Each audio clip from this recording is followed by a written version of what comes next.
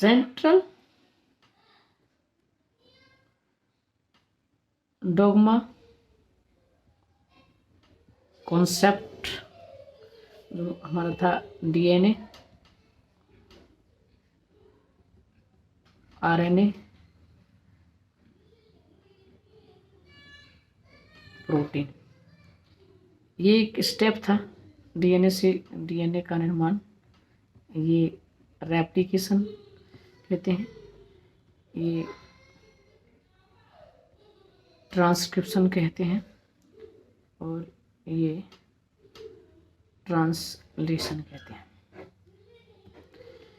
DNA से DNA का निर्माण, जो कोशिका विभाजन, जो सेल साइकिल होता है, उसकी इंटरफेस एस फेज में होता है, जो G1, S, G2 और M phase. G1, S, G2 और M फेज। G1 और G2 के अंदर इसमें ट्रांसक्रिप्शन एंड ट्रांसलेशन होते हैं और S फेज के अंदर आपका रेप्लिकेशन होता है। डीएनए से डीएनए का निर्माण रेप्लिकेशन कहलाता है। यूकेरियोटिक कोशिकाओं के अंदर ये न्यूक्लियस के अंदर होगा, जबकि प्रोकैरियोटिक कोशिकाओं के अंदर न्यूक्लियर मेम्ब्रेन होती नहीं है। जो वहाँ जो न्यूक्लियस होता है उसे न्यूक्लियोइड कहते हैं, ऐसे साइटोप्लाज्म के अंदर होता है।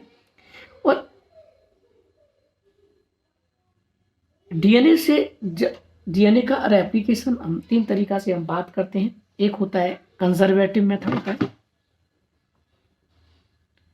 कंजर्वेटिव, एक होता है सेमी कंजर्वेटिव, एक होता है डिस्पर्सिव। डिस्पर्सिव होता है सेगमेंटल, खंडों के रूप में डीएनए का रेप्लिकेशन होता है। कंजर्वेटिव में तो होता है कि जब जो डीएनए एक पैतृक डीएनए से बनने वाले पुत्री डीएनए में एक पूर्व से कंजर्व है और एक दूसरा नया बन रहा है। लेकिन मैसेल्सन और स्टन नाम के वैज्ञानिक ने ये सिद्ध किया था कि डीएनए का रेप्लिकेशन एक सेमी कंजर्वेटिव मेथड से होता है। उन्हें कहा कि पैतृक डीएनए से बनने वाले डॉटर डीएनए में, पैतृक डीएनए से बनने वाले डॉटर डीएनए में एक स्टैंड पैतृक स्टैंड होता है, पेरेंटल स्टैंड होता है, और एक स्टैंड क्या होता है, न्यू स्टैंड होता है। तो इसलिए सेमी कंजर्वेटिव, आधा आधा पैतृक है और आधा नया होता है, इसलिए डीएनए के रेप्लिकेशन को हम कहते हैं सेमी कंजर्वेटिव कहते हैं। हम 3 तरीका से इसको हम पढ़ेंगे, एक डिस्पर्सिव पढ़ेंगे, एक कंजर्वेटिव पढ़ेंगे और एक हमें सेमी कंजर्वेटिव पढ़ेंगे। तो इसमें से हमें सेमी कंजर्वेटिव को डिटेल से पढ़ना होगा, क्योंकि ये कई बार एग्जामों में आता है कि सिद्ध कीजिए कि डीएनए का रेप्लिकेशन एक सेमी कंजर्वेटिव मेथड से होता है। डीएनए रेप्लिकेशन को हम 3 प्रोसेस में हम डिवाइड करें, इसकी मैकेनिज्म को हम 3 प्रोसेस में डिवाइड करते हैं। एक इनिशिएशन होना, एक इलोंगेशन होना और एक टर्मिनेशन होना। इनिशिएशन, इलोंगेशन और टर्मिनेशन कि रेप्लिकेशन का इनिशिएशन कैसे होगा, इलोंगेशन कैसे होगा, दीर्घीकरण, इसका प्रारंभन आरंभन बोलते हैं इसको, ऐसे दीर्घीकरण, और एक होता है टर्मिनेशन। लेकिन इससे पहले एंजाइम की बात करेंगे। रेप्लिकेशन में बहुत सारे एंजाइम भाग लेते हैं, उन एंजाइम का क्या कार्य है, जैसे कि helicase enzyme, SSB single strand binding protein होती है आपकी, डीएनए गाइलेज, टोपोआइसोमेरेज, आरएनए पॉलीमरेज, ठीक है। डीएनए पॉलीमरेज मेन जो रेप्लिकेटिंग एंजाइम होता है, मेन सिंथेटिक एंजाइम होता है डीएनए पॉलीमरेज। इसको हम पूरा एक डिटेल से हम पढ़ते हैं। डीएनए पॉलीमरेज 3 प्रकार के होते हैं इन प्रोकैरियोटिक सेल में।